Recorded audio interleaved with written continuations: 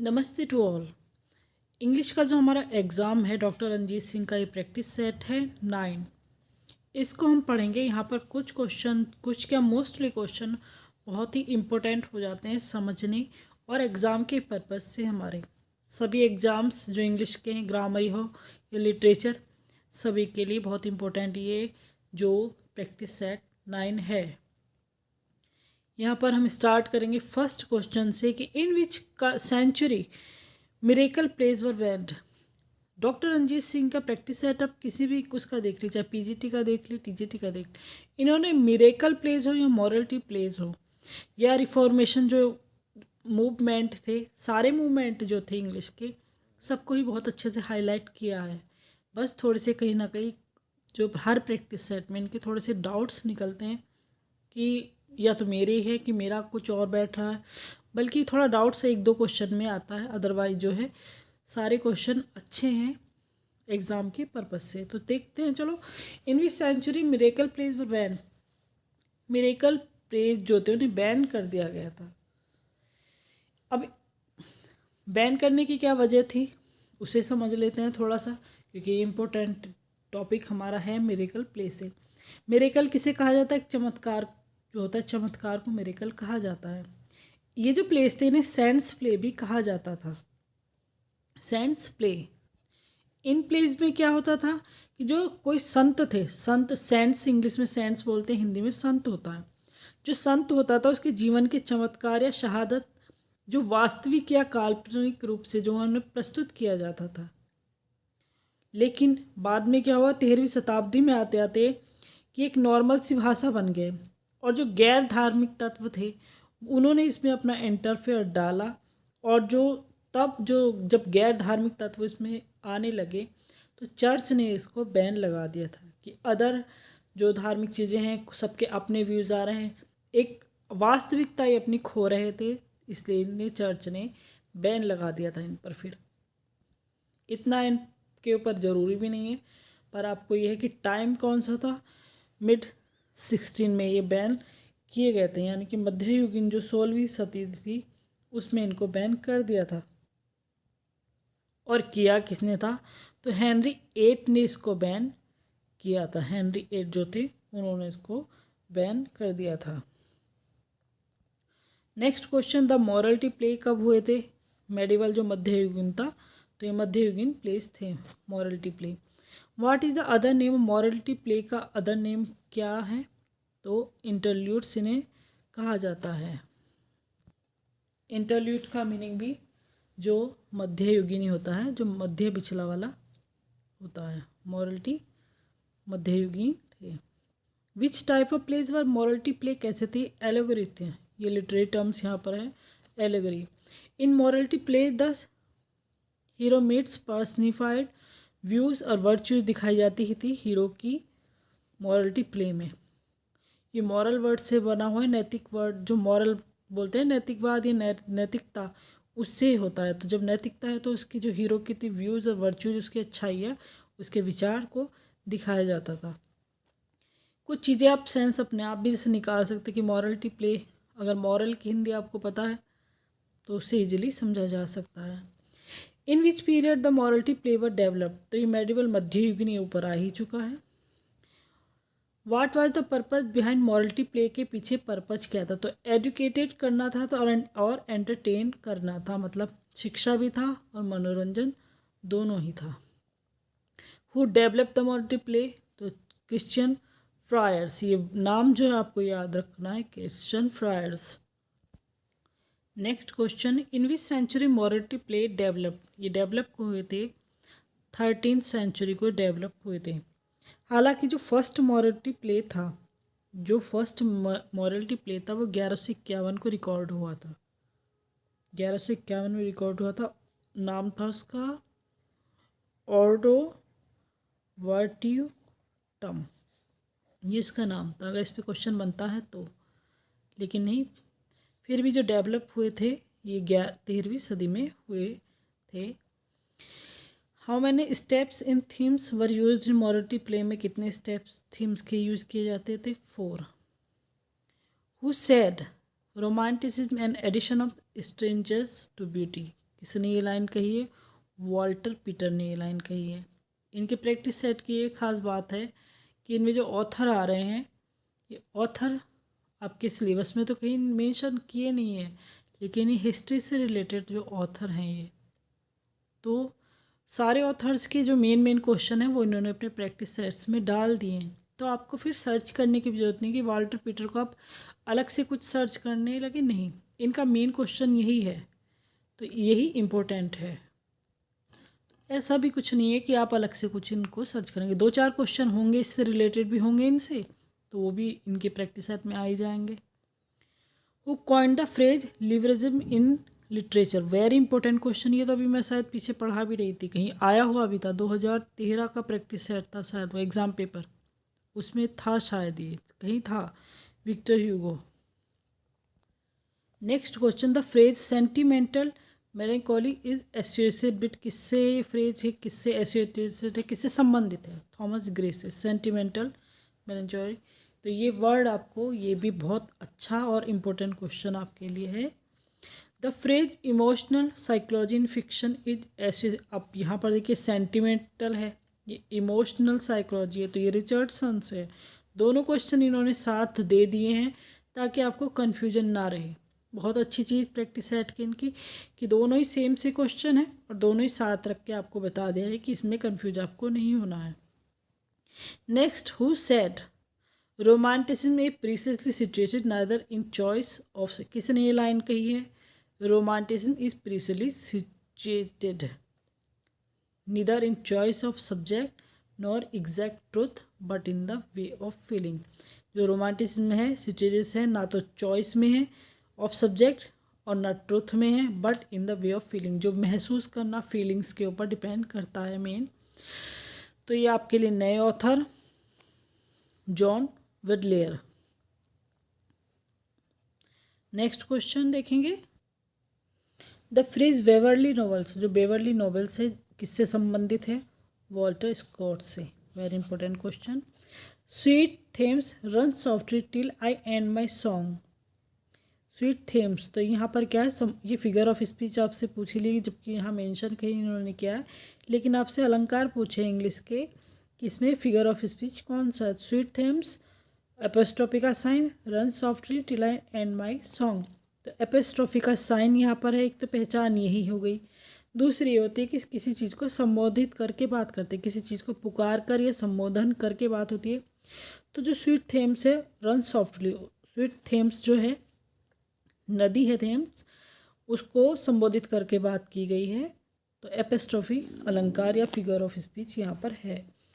Errors like straw, ये भी figure of speech ही है, तो लाइक दे दिया है, लाइक एज लाइक सो कहाँ पर दिए जाते? एज लाइक और सो, ये 3 वर्ड हैं, ये सिमिली जो अलंकार होता है उसमें दिए जाते हैं।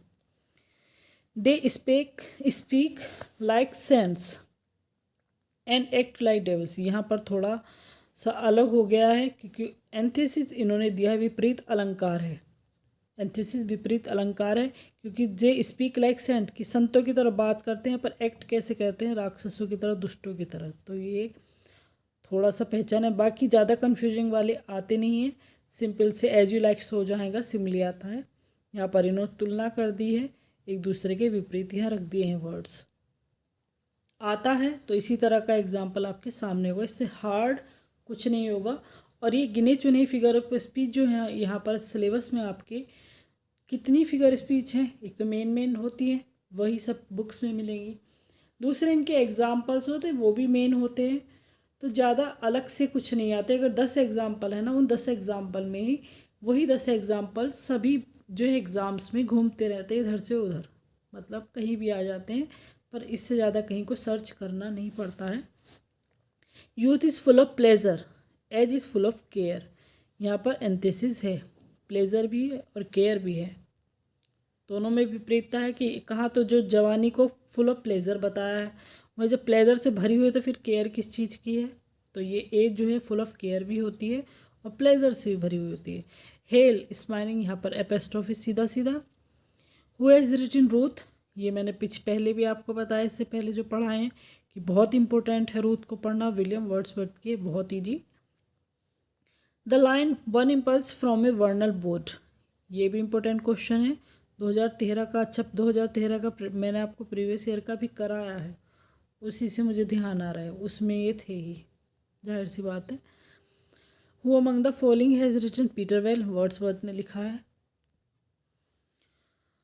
ये भी 2013 का ही है। Wordsworth has expressed his views on transmigration of the soul in the poem the oral intimation of immortality, the oral intimation of immortality. Next question, which of these travel poem है ये, belong to विलियम वर्ड्सवर्थ से कौन सी वो करते related, तो where is the question. Descriptive sketches जो है William Wordsworth ने लिखी है। Lyrical ballads appear with, question important है। 4 पोएम बाय कॉलेज, इसमें मतलब लिरिकल बैलेड्स में 23 में से जो है टोटल 23 पोएम्स हैं, 23 में से 4 तो कॉलेज ने लिखी और 19 लिखी विलियम वर्ड्सवर्थ ने। द माइंड इज, ये वाला, the mind is its own place and its can make a heaven or hell of heaven. The above lines कहाँ से ली गई, पैराडाइज लॉस्ट से। एक तो इस पर तरीका क्या बनता है, ये सिंपल सा दे दिया है आपको, लेकिन कई बार जो इसको ना ये heaven of hell of heaven fill up के लिए भी आ जाते हैं, उल्टा सीधा सीधा लिख कर भी दे दिया कि हेवन की जगह हेल ऑफ हेवन, ये चेंज करने के लिए दे दिए जाते, फिलअप करने के लिए भी आपको दे दिए जाते हैं। तो ये जो लाइन है ये आपको पूरी एग्जैक्ट ऐसे ही याद करनी ज़रूरी है। Next, to reign is worth ambition though in hell, better to reign in hell. अब सेम वही चीज़ लाइन यहाँ पर आ रही है, इसको भी आपको पढ़ना बहुत ज़रूरी है। जॉन मिल्टन की पैराडाइज लॉस्ट की ये लाइनें हैं। All is not lost, the unconquerable will and study of revenge, immortal hate and the courage never to submit or yield. Paradise Lost की लाइनें हैं by John Milton, important lines. For liberty hath a sharp and double edge.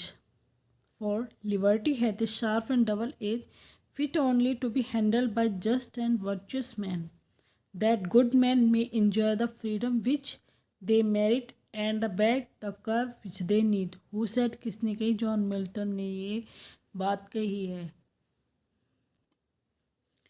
Freely we serve because we freely love, freely serve, किसकी लाइनें हैं, John Milton की लाइनें हैं ये। What kind of work is Samson against, कैसा है, एक वर्स प्ले ये है। Life of Milton has been written, किसने लाइफ ऑफ मिल्टन किसने लिखी है, तो सैमुअल जॉनसन ने। Very important question. The words a fine place for those who go out to take it, there is loss of unknown stuff in it yet. The वो lines कहाँ से ली गई, man of demand से ये लाइनें ली गई हैं। नेक्स्ट सेम इस तरह से ही आ रहा है। They did not stop to love to each other in his life, they were so sure that had all eternity to do it in love could never to be full। कहाँ से इतना लंबा क्वेश्चन है, ये चीज़ें आ रही हैं आपके लिए, फर्टिनिटी की लाइनें हैं, तो थोड़ी सी मेहनत इन्हीं चीज़ों पे आपको करनी होगी। और ये जॉन गेल्सवर्दी की लाइन है, जॉन गेल्सवर्दी के वर्क हैं ये, तो बहुत अच्छे से जॉन गेल्सवर्दी को पढ़ना होगा आपको। जस्टिस इज ए मशीन, यहाँ ये तो थोड़ी मोस्ट इम्पोर्टेंट लाइन यहाँ पर है। जस्टिस इज ए मशीन, और पहचानना भी आसान है इसको, जॉन गेल्सवर्दी का जो जस्टिस प्ले है उसकी ये लाइनें हैं। Who usurp Duke senior position at court in as you like, Duke Frederick ने उजर्व किया था ड्यूक सीनियर की पोजीशन को। अब यहाँ पर एज यू लाइक इट की हिंदी है, बहुत ज़रूरी है। मैंने आपको कुछ प्ले इसको बताए हुए हैं कि विलियम शेक्सपियर के कुछ प्ले जो मोस्ट मैंने बताए कि इनकी हिंदी और कैरेक्टर आपको पता होना चाहिए, स्टोरी क्या है और कैरेक्टर।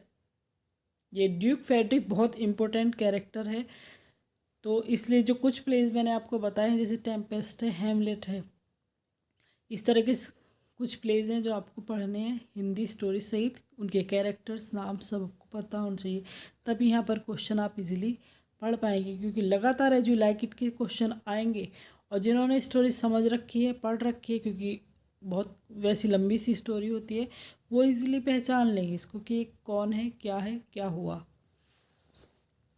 वो Duke senior daughter, Duke senior के एज यू लाइक में डॉटर कौन है? रोजलैंड। ये क्वेश्चन बहुत अच्छे से पूछा भी जाता है कि रोजलैंड का किसका कैरेक्टर है एज यू लाइक इट का, तो कैसे भी पूछ लें, पूछेंगे ज़्यादा इसी को। According to Charles who plans to disguise himself and enter a wrestling match at the royal court, Orlando ने प्लान किया था। अकॉर्डिंग चार्ल्स के according who plans to disguise, किसने किया था, अपने आप का भेष किसने बदला था, and enter a wrestling match में, जो रॉयल कोर्ट के रेसलिंग मैच में कौन एंटर कर गया था? Orlando. Upon his father's death how much was Orlando bequeathed in एजुलेक, तो 1000 क्रोन जो थे। वाट डिड सीलिया प्रॉमिस रोजलैंड, सीलिया जो है क्या प्रॉमिस करते हैं रोजलैंड को? She will do upon duke's Frederick death पर क्या करेगी? तो गिव रोजलैंड द थ्रोन देगी उसको। Who Orlando and Charles wrestle at the royal court, which man wins, कौन जीतता है? ऑरलैंडो जीतता है। वैन ऑरलैंडो चार्ल्स जो है कुश्ती करते हैं, लड़ाई करते हैं जब वो रॉयल कोर्ट में, तो कौन जीता है? Orlando. After the wrestling match के after Orlando becomes smitten with, तो Rosalind main character, heroine. Immediately following the wrestling match, what does Duke Frederick do that greatly upsets Celia? In Azulect vanishes, रोजलैंड को vanish कर देता है, गायब कर देता है। When getting ready to flee the court, सारे question as you like it के। अभी यहाँ पर फिर इसीलिए मैं कहती हूँ कि ज़रूरी होता है स्टोरी पढ़ना आपको सही से, बिल्कुल सही से पता होना, ये नहीं कि ऐसे ऐसे देख ली, पूरी सही से बारीकी से कैरेक्टर सहित स्टोरी ज़रूरी है पढ़नी। When getting ready to flee the court what does, और अगर आपको स्टोरी पता है तो फिर ये क्वेश्चन कैसे ही दे दें, आप इजीली पहचान लेंगे कि कौन जीता, कौन हारा, क्या रोजलैंड का हुआ, क्या कौन सीलिया थी, सब आपको क्लियर हो जाएगा। सारी चीज़ें स्टोरी के जो है अकॉर्डिंग क्लियर हो सकती है। मैं ज़्यादा इस तरह नहीं करती क्योंकि मेरे वीडियोज़ पे व्यूज़ ना के बराबर ही ना ही हैं, तो जो ज़रूरी सर ज़्यादा ही ज़रूरी लगता है वही चीज़ मैं आपको बताती फिर चलती हूँ, क्योंकि इसकी स्टोरी फिर ज़रूरी हो जाती है।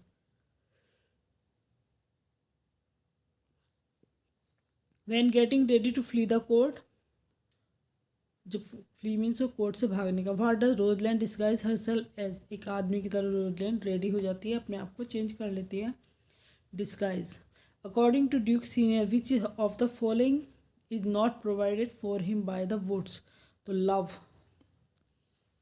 Next question, according to Jaques wise Duke senior is usurper of the forest of Arden, तो ही हंट्स द एनिमल्स का हंट शिकार करने के लिए। After Celia and Rosalind go missing हो जाती है, whom does Duke Frederick send to find him, को किसे भेजता है? ओलिवर को भेजता है उन्हें सर्च करने के लिए, फाइंड करने के लिए। What does Oliver plan to do when Orlando returns home from wrestling match से, जब ऑरलैंडो वापस आता है तो क्या प्लान करता है ओलिवर? तो वॉन्स वेयर ऑरलैंडो स्लीप्स, आग लगा देता है। When they arrive in the forest of Ardennes, where do Rosalind and Celia stay, कहाँ रुकते हैं? तो कोरेंस मास्टर होल्डिंग्स में वे दोनों रुकती हैं। When they arrive in forest of Ardennes, why does Orlando leave Adam? तो एडम को फूड की ज़रूरत होती है इसलिए वो उसको छोड़कर देता है। When Jacques returns happily to Duke Senior's camp, Jacques return to happily Duke Senior camp, what does he say he would like to do? Be a fool. When Orlando bursts into Duke Senior's camp with his sword drawn, what does Duke Senior do? तो offers Orlando food, जो Orlando को food offer करता है। Which character proclaims, कौन claim करता है? All the words से stage, very important, ये लाइन बोलते भी हैं। ऑल द वर्ल्ड, सारा संसार एक रंगमंच है, तो ये कहाँ पर है? एज यू लाइक इट की लाइन है, याद रखना, इसको कहीं भी डायलॉग मारना पड़ जाता है, जैक्विस ने कही है। At the beginning of act second scene fifth, in as you like it who is singing a song, very important question, means जो है गाना गा रहे हैं। When Oliver reports to Duke Frederick that, report करता फेडरिक को that he has been unable to find Orlando, what does Duke Frederick क्या करता है, seize Oliver's and lands. What does Antonio feel towards Sebastian के लिए क्या, अब ये दूसरा प्ले यहाँ पर स्टेप स्टार्ट हो गया। अब बताइएगा कि एंटोनियो सेबास्टियन वॉयला किसके कैरेक्टर हैं, बहुत इंपॉर्टेंट आएगा जरूर यहाँ से क्वेश्चन आना जरूर है यहाँ से, बहुत इंपॉर्टेंट प्ले है। दूसरा प्ले स्टार्ट हो चुका है यहाँ से। What does Antonio feel towards Sebastian के लिए क्या फील करता है, अफेक्शन, लगाव। What does Viola do with the ring that Oliver wants to give Cesario, तो इंसिस्ट ओलिविया कीप, ओलिविया को इंसिस्ट करती किसको, कीप रखो। अब वॉयला कौन है, ओलिविया कौन है, याद होना चाहिए किसके कैरेक्टर और ये है कौन, और सिजेरियो कौन है।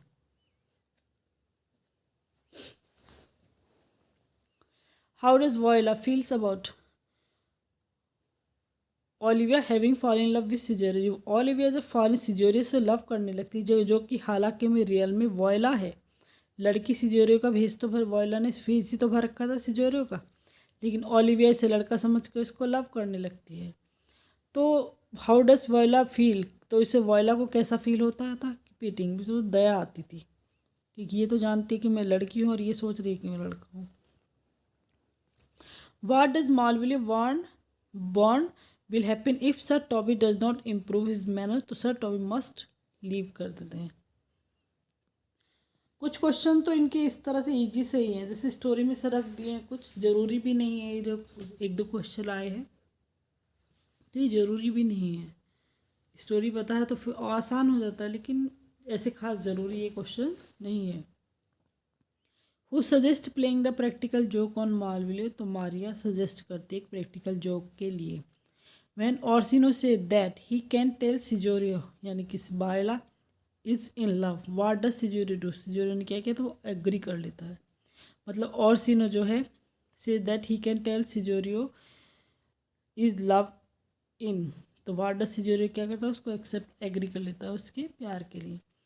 What kind of song does Feste किसका कैरेक्टर है, सिंग फॉर ऑर्सिनो के लिए कैसा गाना गाता है, एक रिलीजियस सॉन्ग गाता है।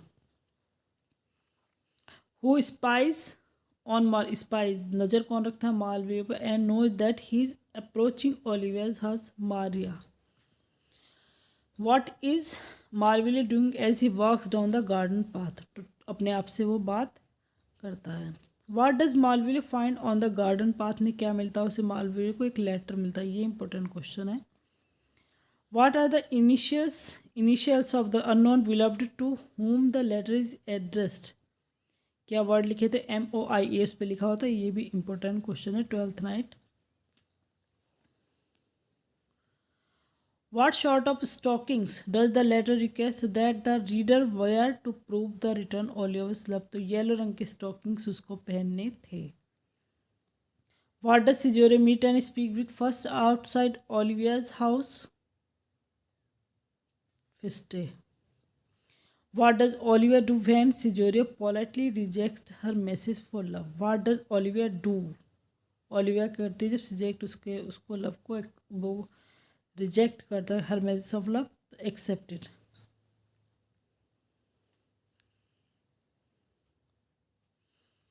Who is known the father of criticism, किसे कहा जाता है, अरस्तु को कहा जाता है फादर ऑफ क्रिटिसिज्म।